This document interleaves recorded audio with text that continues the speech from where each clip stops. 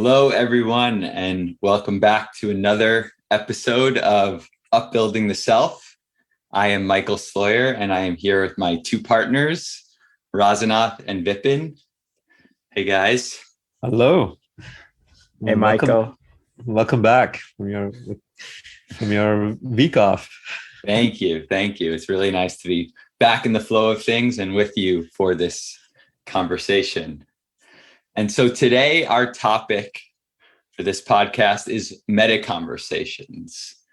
And I'm really excited to talk to you both about this topic because, and I think I can speak for all three of us when I say that this is one of the most important and probably also underutilized tools that we use in our coaching work. It's a tool that can be used to unblock frustrating relationships and really help to build environments of trust, which is at the core of our work at Upbuild. And so, Vipin, I think it was you who introduced me to this term a couple of years back when we were working on a project with a client of ours. And so I was wondering if you would get us started by sharing what is a meta conversation and why is it so important in your work? Yeah, thank you. So simply defined, a meta conversation is a conversation about the conversation. So the whole idea of something meta is that it's self-referential. And if I'm in a conversation with you and there's some tension, some trigger that's happening, the meta conversation is we stop talking about the thing that we're talking about and we start talking about the communication between the two of us. What's the dynamic? What's happening in the relationship? What's happening in the conversation? It's almost like we're floating above the conversation and observing what's happening and talking about that. So I think about a meta conversation as a conversation about the conversation, or sometimes it may be a conversation about the relationship or the dynamic, because it may not always be happening real time in the midst of a conversation, but in reflecting about some of the challenges in a relationship or in the dynamics that might lead you to have a conversation about that. And I put that also in the same category. Excellent. And you had asked about the importance of this. In part, as I'm speaking about it, I feel like it may be self-evident, but it's about being very intentional about the conversations that we're having, the dynamics, the relationships.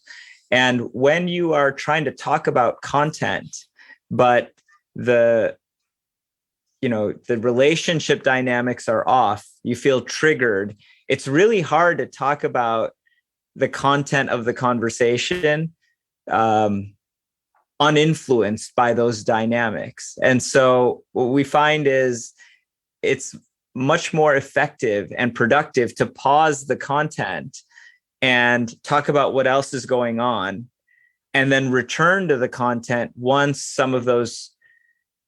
there's more understanding, better communication around the relationship, the dynamics, the triggers. Yeah, really appreciate that. Rasanath, would you want to add something here?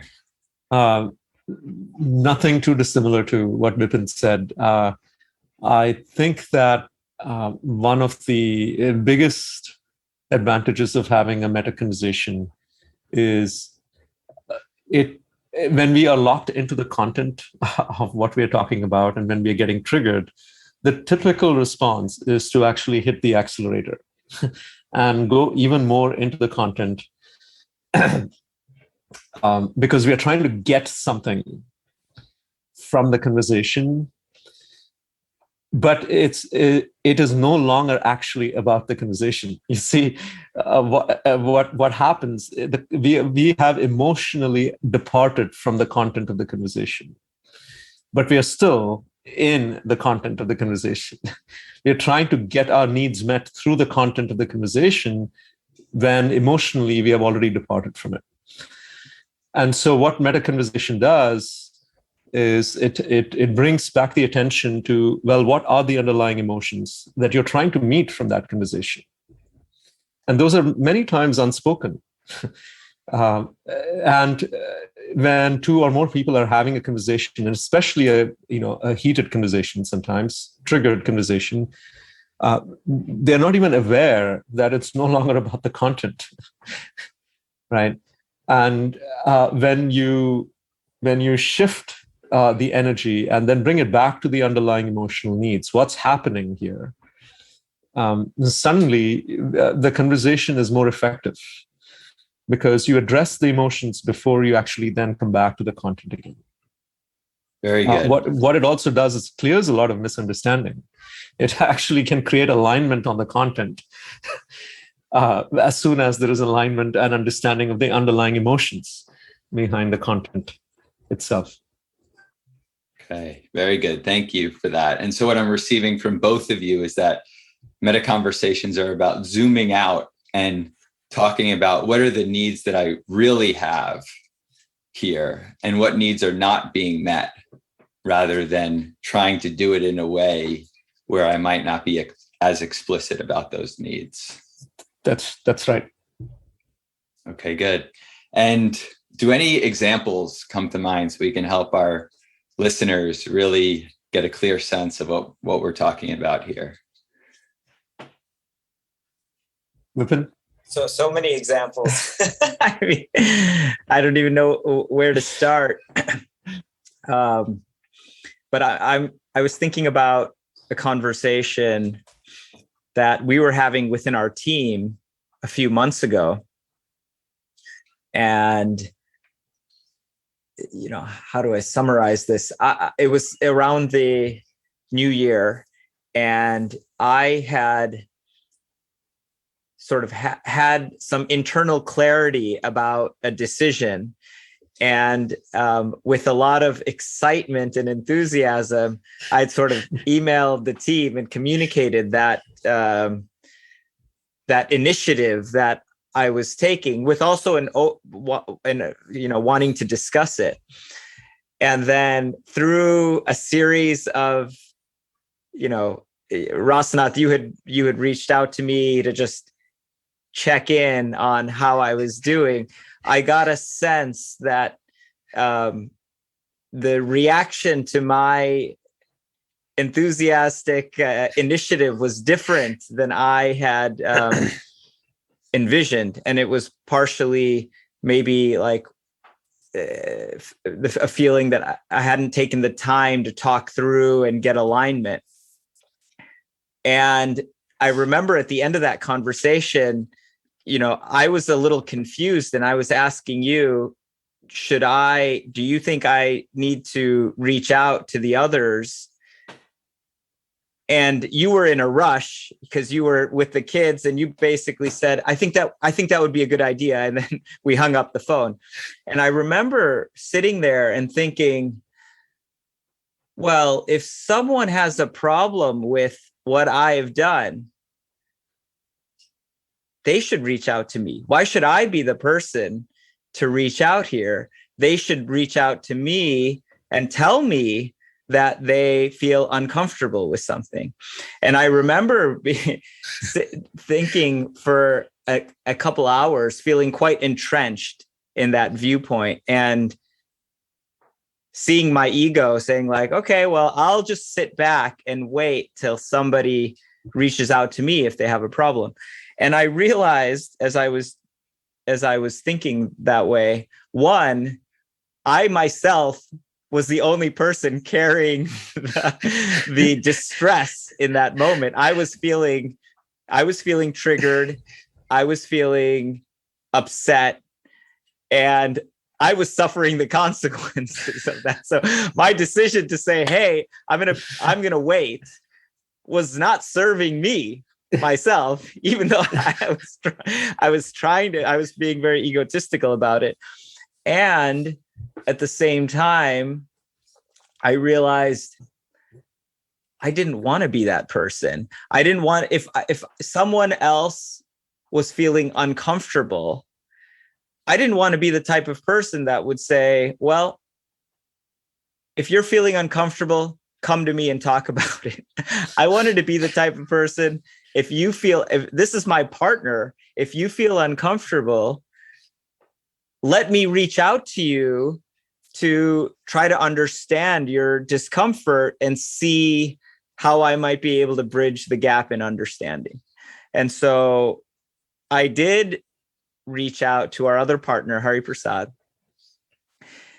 And I also laid all of this out for him. I shared with him my feeling, what had kind of happened over the past 48 hours, what I was feeling before I made the call to him, and why I eventually did. And then we talked through sort of where I was coming from and where, I was seeking to understand what he had in his mind. And every time I have the conversation like that, I feel, well, no, it's not every time. Let me take that back. But when I have this type of conversation among our team, where there's really a shared understanding of the importance of that kind of meta conversation, bringing understanding and alignment, it really is a release and a relief. And I found we both understood a lot more about where the other was coming from. It gave us a lot more compassion for the other person's, I wouldn't even call it a position, because it wasn't like a negotiation or anything like that. But it just, and I felt actually much closer to him as a result of having talked about something that was difficult. And then, by the way, the content where there was some divergence, it was gone in an instant. Like when we really understood where each other was coming from, the content conversation became so easy.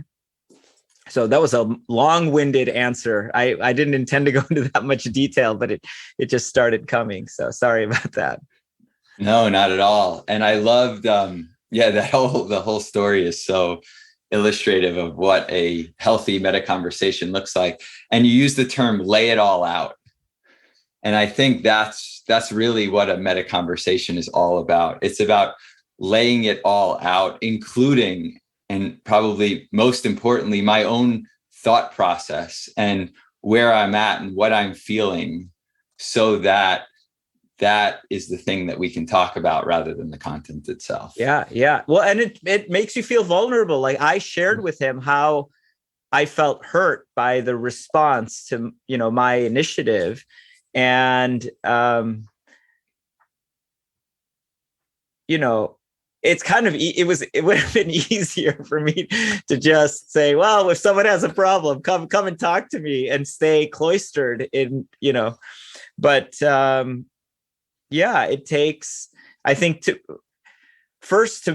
be able to acknowledge my own need in that situation and my own emotions, and then to feel comfortable, to feel safe, to be able to talk about that, to bring that into the conversation in a way that's not raw and emotional, but that is very clear and honest about what is it that we each experienced, what are we looking for, and how do we try to do this differently in the future to make our working together even more effective.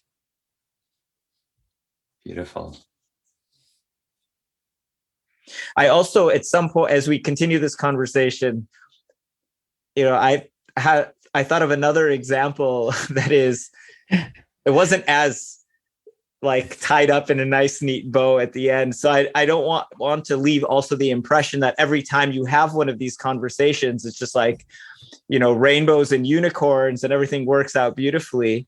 So we can come back to that because I want to hear more from Rasanath. But these are important conversations, but they don't always work out exactly as you intend to or want them to. Yeah. Good. Rasanath, please.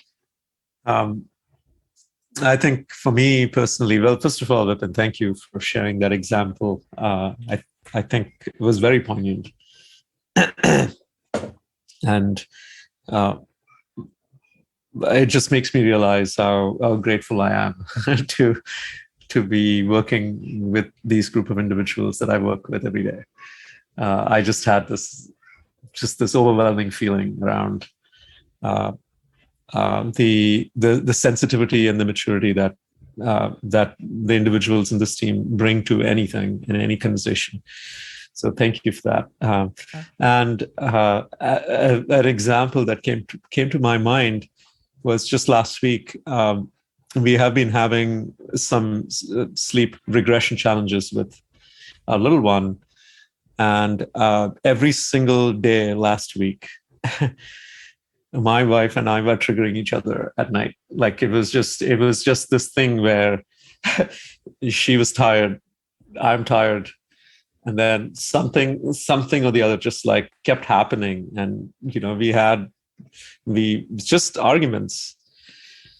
And just last week, we as that happened 5 days in a row, and at one point in time, both of us said, like, hey, this is just happening every day.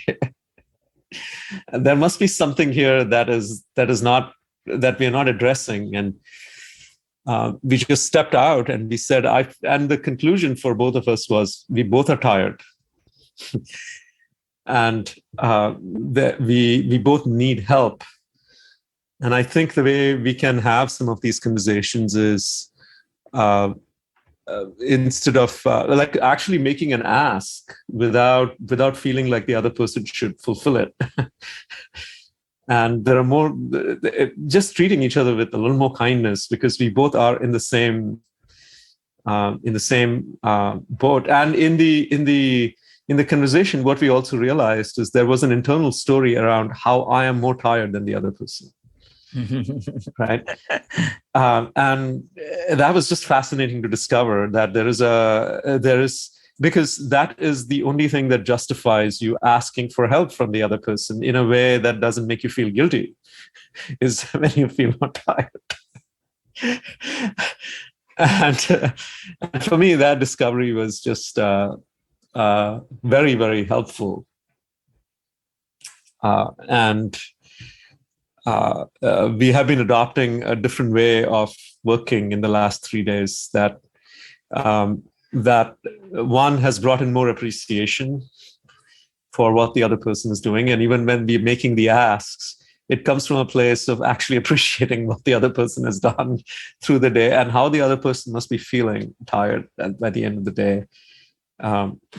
So that was just another example of a meta conversation that was very helpful, where we stepped out of the content and tried to address the underlying notion.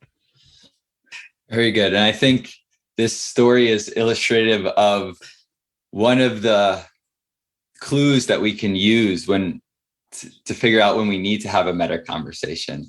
And that's the feeling of this keeps happening, or this always happens, or this never happens.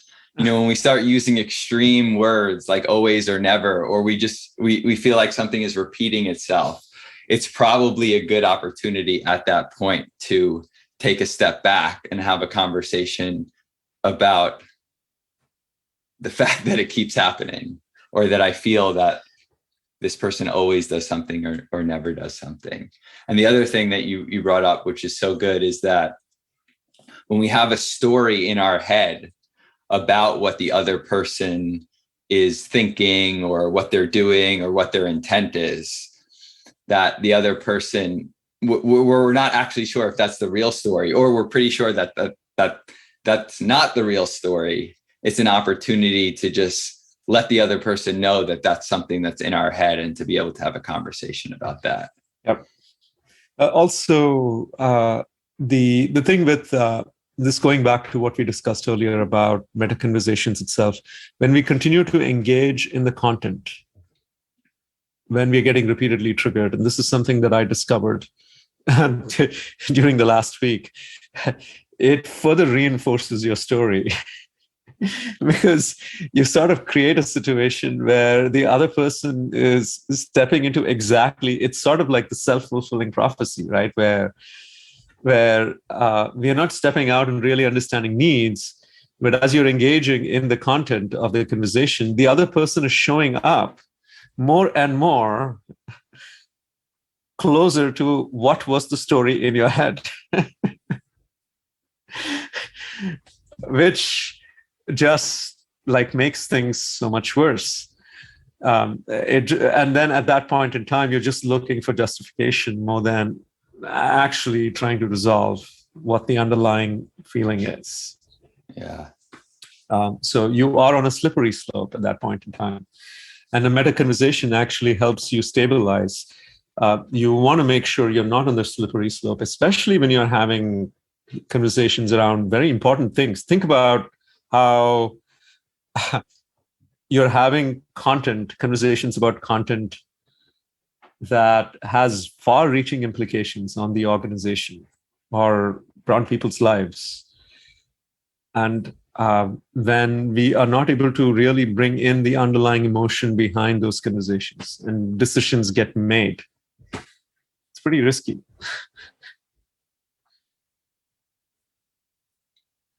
So we've talked about a couple of personal examples from both of your individual lives.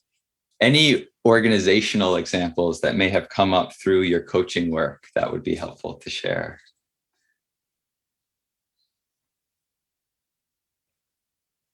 I was thinking that my example was an organizational example. It was just, it was our Yeah, organization. yeah.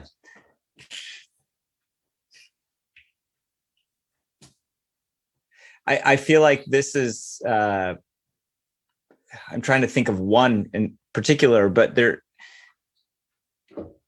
is happening all the time in coaching, because part of what we're doing is helping the person reflect on and process the relationships around them, the dynamics, the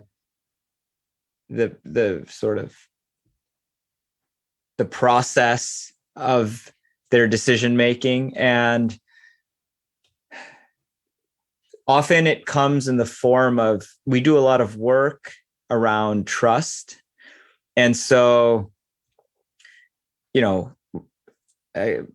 an example, yesterday itself, we were having a group coaching conversation with a handful of executives at a startup here in New York. And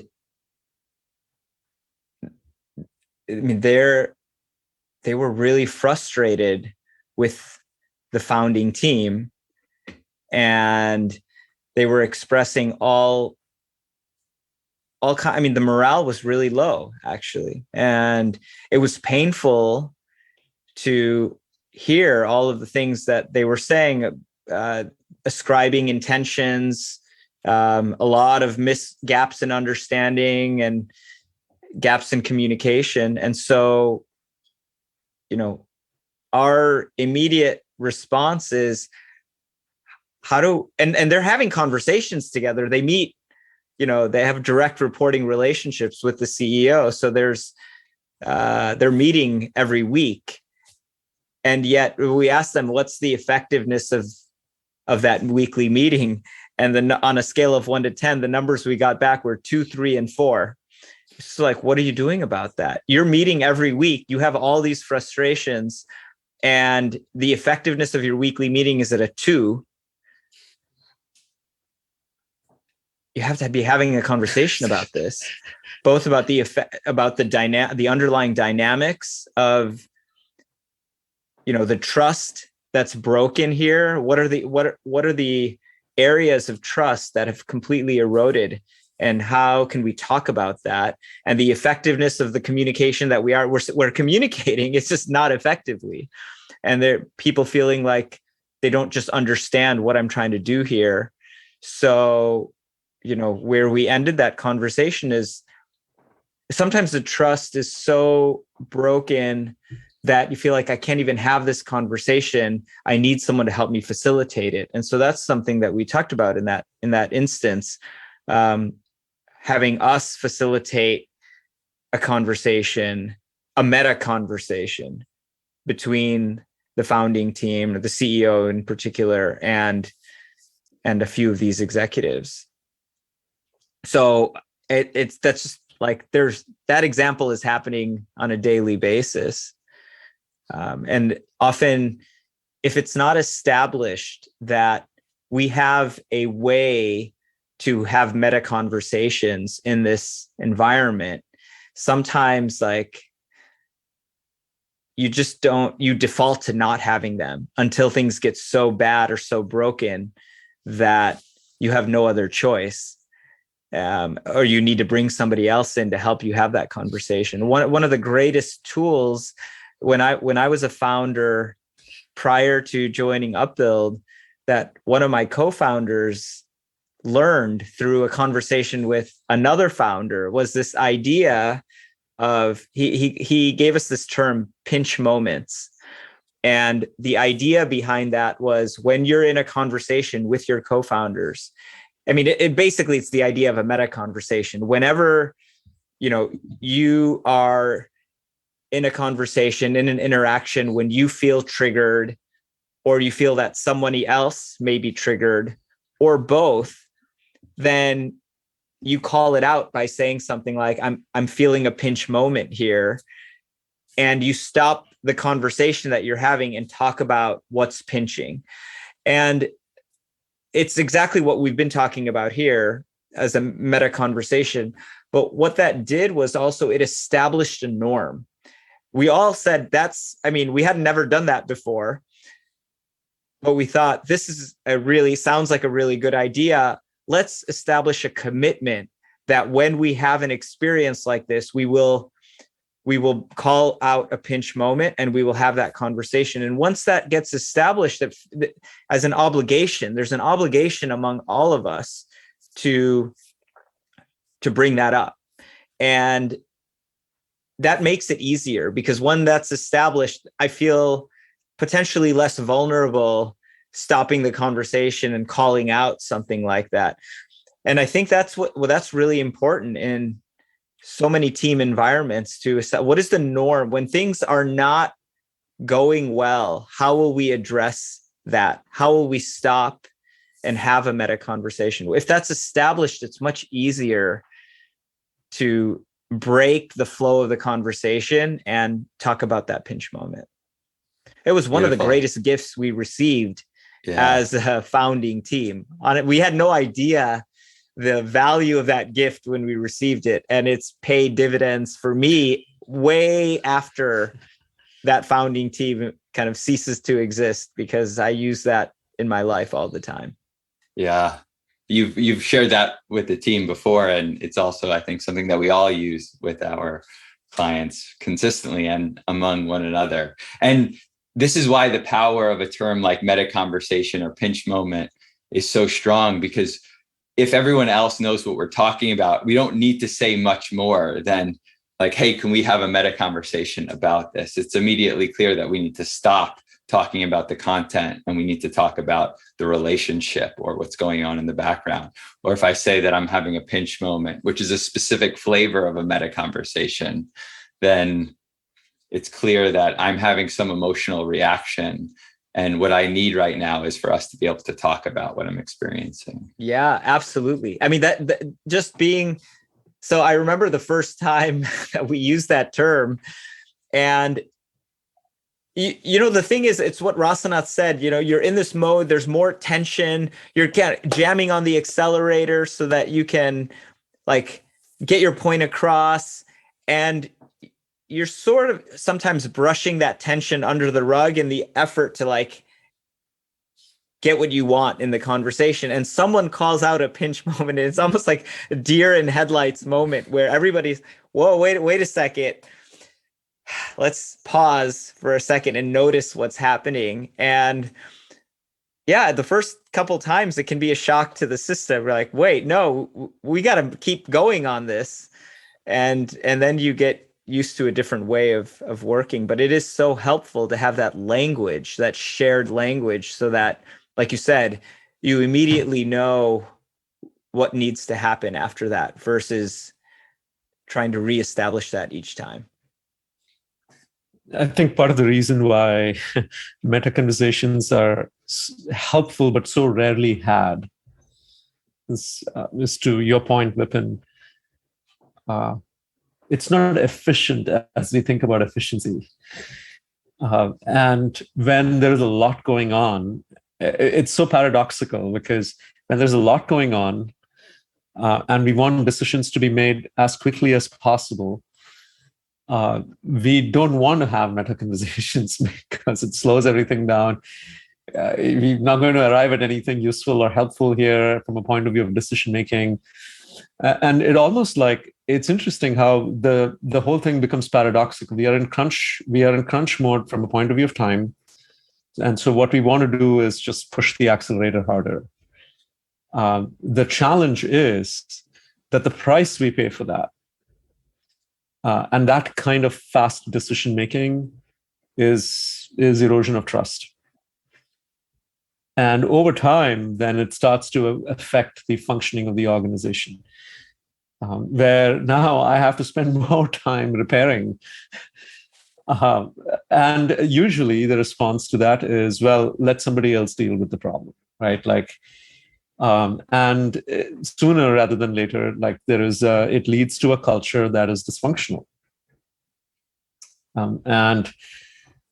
Which is why just pausing and stepping back, even when we experience a time crunch, just the recognition that nothing is more important than really making sure that trust gaps are addressed immediately, just builds a very healthy culture in the long term. And the reason why many times meta conversations aren't had, one is it's hard to stop at that time and take a step. That's one reason. The second reason is it doesn't feel efficient. But in the long term, it's much more effective. Yeah. This also, Rasanath, what you just shared makes me think of another very important and also not so often had flavor of meta conversation, which is one around feedback. And I think this is something that we all experience, where either ourselves or maybe one of our clients are coming in and complaining about another person, about how they're too slow, they don't get enough done in meetings, they're always blocking them. And, there's a tendency to go on and on and on about what's not working. And then the coach might say, well, have you talked to them about that? And the common response is, I can't talk to them about that. I just don't feel like they will receive my feedback. And then it's like, well, have you had a conversation about that?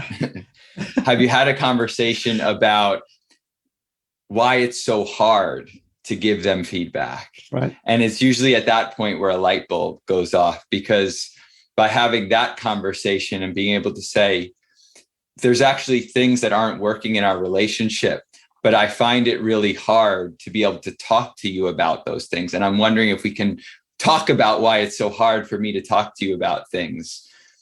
That can be a really good first step towards rebuilding trust in that relationship. Yes, that's such a good point, and such a common occurrence, as you said. In fact, yesterday I had a conversation very similar in an Enneagram deep dive, and understanding the Enneagram type of the person. I asked this very question: so have you, this person was bringing an issue, and it was a big issue for this person, and I said, well, did you make the ask? And she said no, and then she went on to like why she thinks that making the ask was not a good idea. And the question was, well, have you talked about that? Right? And it was amazing, because at that moment she felt empowered, and she sent me an email yesterday night just before I went to bed. That was the last email that I read. She said, well, I got what I wanted. And and I asked her, well, so why, like, how did you feel about it? And she said it was so straightforward. And I, like, there was almost a sense of like, I don't know why I didn't do it earlier. Right. And it's simple. It's very simple, but the story that we build and the reinforcement of that story, when we don't have that meta conversation, just makes things more harder than they actually are. Yeah. And I think usually what we find is that when we're able to talk about why it's so hard to give somebody direct feedback, that the feedback itself becomes more natural in the conversation. And it also becomes a little bit less of a big deal. Even if it's still a big deal, it softens a little bit because we're able to talk about really the thing that's in our way. Very true. I think at this point, it might be helpful to just offer this one other example Please. that I had in mind, just to sort of balance the idea that every time you have a conversation like this, the outcomes are glorious. So last summer, our family had spent an entire month with my brother's family, visiting them. We were traveling around the Pacific Northwest, and there were a few days that were leading up to a fair amount of tension between my brother and I. And we're very close. We talk, we have, I think, a really healthy, really great relationship. But you spend a month with a family and things happen and things come up and there's things with the kids. And so, one night I was like, there was enough tension that had built up that we were camping somewhere, we had a campfire, everyone else had gone to sleep. And we said, I think we should talk.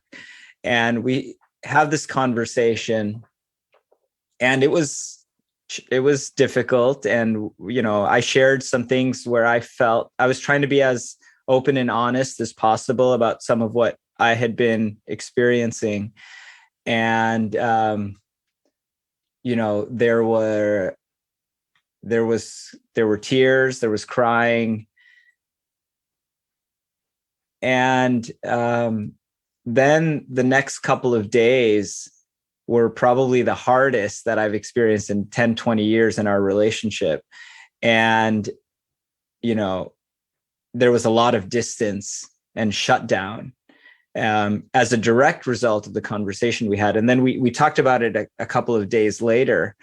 And, what my brother said to me was, because I felt like I had opened myself up, and then he had, he had responded in a way that was different than I had envisioned. This is what I was talking about before. And he acknowledged that, because I was sharing some regret about the conversation we had, even though I wouldn't have changed it ultimately. But, he said, I understand, like, if I were you and, you were seeing how my brother's reaction to the conversation, he's like, I would have wished I'd never had that conversation. And I probably wouldn't feel very inspired to ever have a conversation like that again. And his point was, I don't feel great about how I responded, but I can't help it. Like, that was my response. And you can't control the other person's response. So, which I think is such an important part of this whole conversation about meta conversations. Like, I can go in being very, having a conversation about how I experienced how I'm experiencing the conversation, the relationship, the dynamics, and really seek to understand the other person. But you may not always be met with what you're looking for. And your decision to do that can't be dependent on a certain response that I'm looking for. It's kind of the same thing when you apologize to someone and you're like, well, I'm apologizing, but really I'm looking for a certain reciprocation, and I'm trying to induce an apology from the other person. And when I'm not getting the response, then I feel like, well, that wasn't really worth it. No, it's, so that was an example where it didn't go the way that I had envisioned in my mind. And I think it was still really important for us both to have talked about what we talked about, and things had gotten much better from there. And yet I still carried some dissatisfaction with how that meta conversation went. And I carried it after I left as well. But to me, it was still an important conversation to have. And, it was also an important reminder that I have to look out for what are my own expectations of this conversation. Like, what am I, and why am I doing it? Am I doing it to elicit a certain response? Am I doing it to just share openly about what I'm experiencing and build more understanding and better communication? So I hope that that's helpful. Thank you. Yeah. Thank you. Sometimes when we are not met with a certain response, we lose faith in the process. Yes. And it's like, to just draw the metaphor around, prayer, which is such a big practice for us. We also talk about how a prayer will not be met with an answer the way we are expecting it for it to be, and when that happens, usually we lose faith in, like, okay, maybe I should not do this anymore. And it's a very similar thing with meta conversations. The idea, I really appreciate you sharing this example and how what you shared about it. I think the reason why we have meta conversations is to get as close to the truth as possible, so that from that place, then we can understand each other more deeply. And also, many times when we have that conversation, we also recognize the other person is perhaps not ready to go there at this stage, which can be disappointing. Because we want for this relationship to grow and improve. And that's the challenge or I should say, that's the risk that we take in the process. Because ultimately, what we want to do is make sure we have done everything possible to build a sound foundation for the relationship. And this is one of those things where you can never really go wrong in terms of your attempt and the process of really building a sound foundational relationship. Yeah. So, it's just important to recognize that. Well, what's so interesting about the language you just used also is about trying to get at the truth. Actually, one of the things that happened in this example that I felt was really substantial and an inflection point in the conversation, when we debriefed about what had happened a couple of days later, one of the things my brother said was, he said, what kind of happened was you shared a lot of stuff with me, and it was like, to quote the Few Good Men moment, it was he said, he used the words like, I couldn't handle the truth. You shared some truths with me, from your perspective, and I couldn't handle the truth. And so I had a response to that. I had a reaction to that. And even just, the acknowledgement of what I was in, my intention from him was so meaningful to me that I mean, it just gave me also a lot more empathy and compassion for the past couple of days, because he was sharing very honestly about what he was going through. Right. And that was difficult, but it was the intention I think for both of us was to try to get at the truth. And what actually got in his way was he all of a sudden was seeing something very different than he was aware of. And that can really throw someone off. Yes. It can be like, wait, is this really true? Is this possible? Yes. That's not how I see myself. Yes. And I think, that can be very, what's the right word? Debilitating. Yep. It's so true. And to me, what comes to mind is when we talk about meta conversations, usually when we use a tool or a process, it's hard to divorce that from the outcome. Yeah. And what's very important to recognize about meta conversations is a process of going as close as possible to truth, to truth and understanding.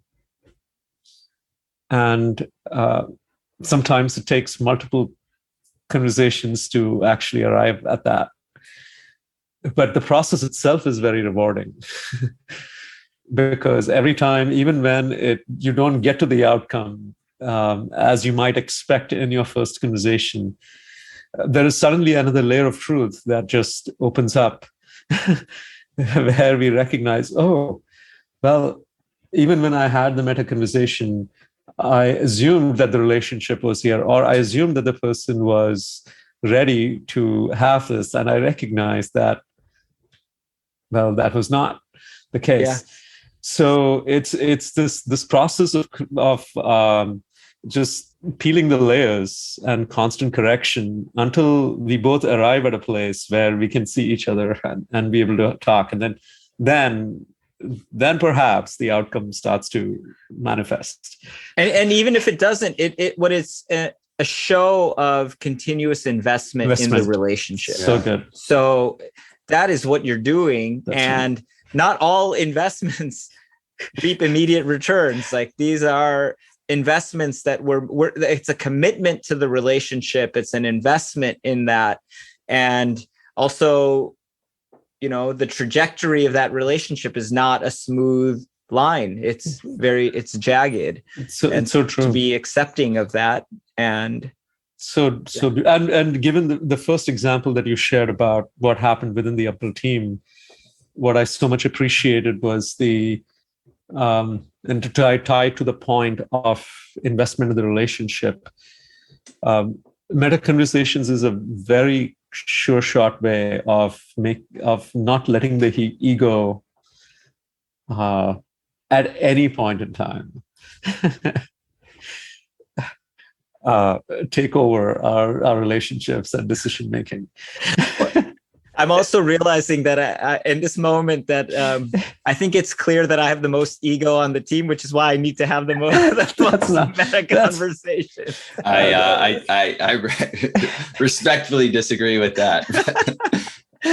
Me too. And in you sharing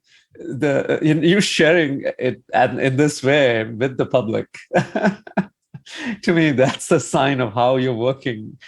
On that. Well, this is very healing, because it's a meta conversation about meta conversations, and I'm finding the process of talking about these examples and processing them with you both very healing for me. So likewise, beautiful, very, very healing for me. And it just speaks to, when we go into a meta conversation, we're not dropping truth bombs on the other person about what they're doing. That's not what's such a critical piece of this. Is we really do need to speak about our own egos and our own insecurities, and how that is a part of our experience, so that we take responsibility for what we're feeling, and then also be able to share truthfully with how the other person is affecting us.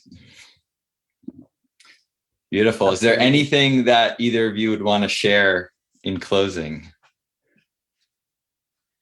Or the one thing I had in mind was just, we took this idea of pinch moments, and we actually created a slide in our communication workshop for the rules of engagement around those pinch moments. And I'm wondering if it would be helpful if I just share these few bullet points just to make it really concrete.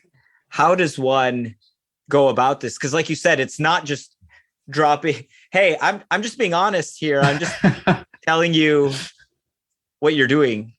So how does one actually engage in a conversation like this? So may I share a few of these bullets? Please. Okay, so this is, again, Michael, you talked about the pinch moment being one particular flavor of a meta conversation. But I think in some ways, for me, it's almost like there's almost a complete overlap, because typically when there's a need for a meta conversation, it's because I'm either feeling a pinch or I'm perceiving a pinch on the other side. Like there's some trigger that creates the need for the meta conversation. So what we say the rules of engagement are is, as soon as, well, first of all, it helps to have established what we talked about earlier, establish this as a practice that you want to have, whether that be in your domestic partnership or in your team in a professional setting, to establish the idea of a meta conversation and a pinch moment. And then as soon as you recognize that there is a pinch moment, you call it out. So what we would do on our team is say, hey, I'm feeling a pinch moment. And that was the indicator to everybody that we needed to talk about the dynamics of what's happening. And what we would do then is give the other person or other people a chance to respond. But whether they feel that pinch moment or not, the conversation gets paused, because sometimes, like, what would happen is I would say, hey, I'm feeling a pinch here. And Michael and Rasanath, maybe the three of us are in a conversation, and you might be oblivious to that. It might be something that I'm just experiencing internally. Or it may be something that's obvious to all three of us, that tensions have risen and you're like, yeah, good idea. Let's pause the conversation. But I've been in other conversations where one person is experiencing something that the other people are oblivious to.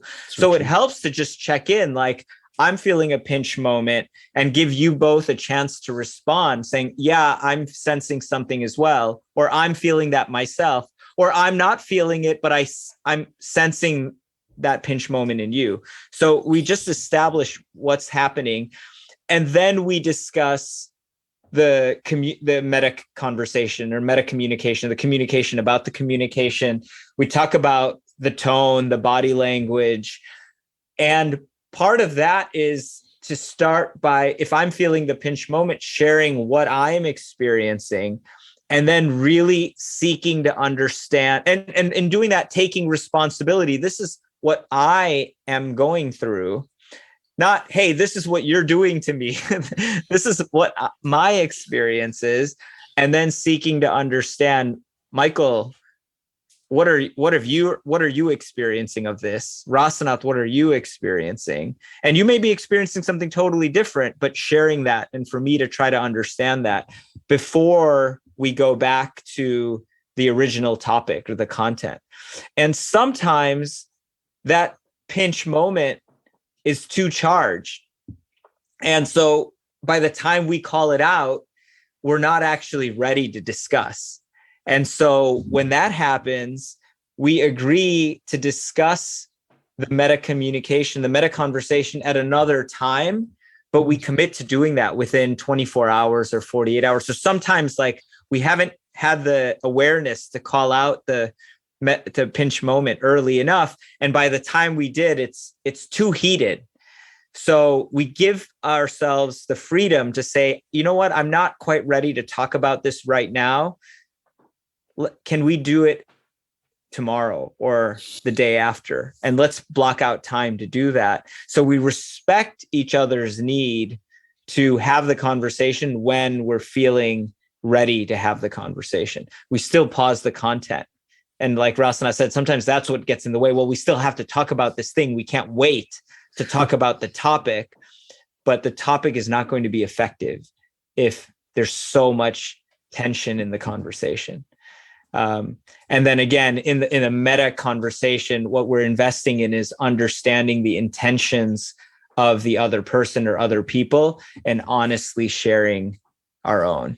So just some tips into how to have a conversation like this and what are some of the sort of quote rules of engagement. Very, very helpful. And we'll try to put those bullets in the show notes so that everyone can get them by going there. Yeah, we can even just share the slide. Excellent. Wonderful. Well, thank you guys for this conversation, for these mini meta conversations about our conversations. It was so much fun. And also, as you shared, Rasanath, it makes me feel so grateful to be a part of this team. Thank you guys. Thank you. And thank you for thinking about this topic as well. Really appreciate the idea generation and the inspiration that comes from it. I personally feel very grateful for the service that you do, Michael, to get these ideas on paper, put them in an email, really generate the energy behind it. Thank you. I am so dependent on all of that. Yeah, thank you so much, both of you.